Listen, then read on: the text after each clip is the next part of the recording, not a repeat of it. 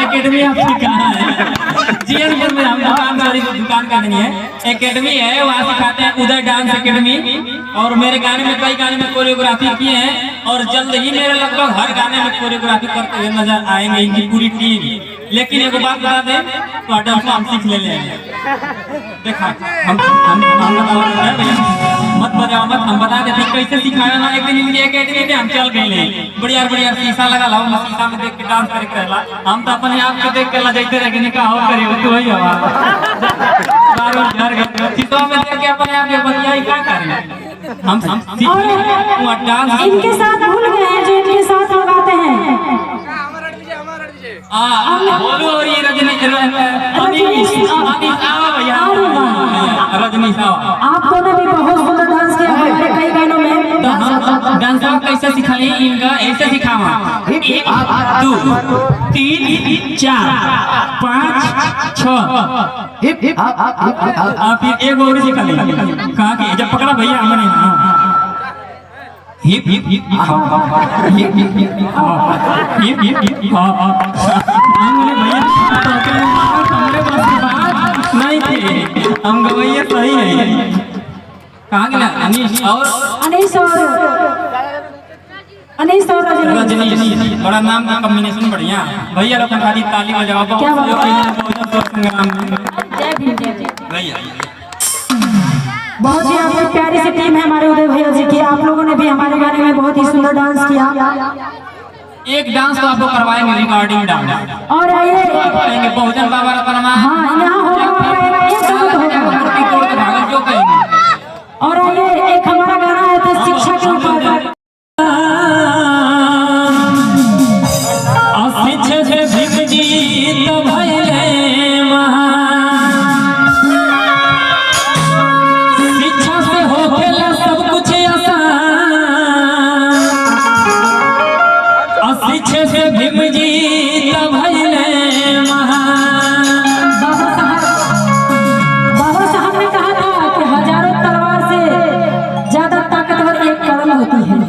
और बाबा साहब ने इसे प्रूफ भी किया। बाबा साहब ने ना किसी से लड़ाई की ना झगड़ा किया, कलम के दम पे हमें इतना सुंदर संविधान देके अपने पूरे समाज को, हमारे पूरे देश को अधिकार दे दिया, हमारे पूरे देश को आजाद करा दिया।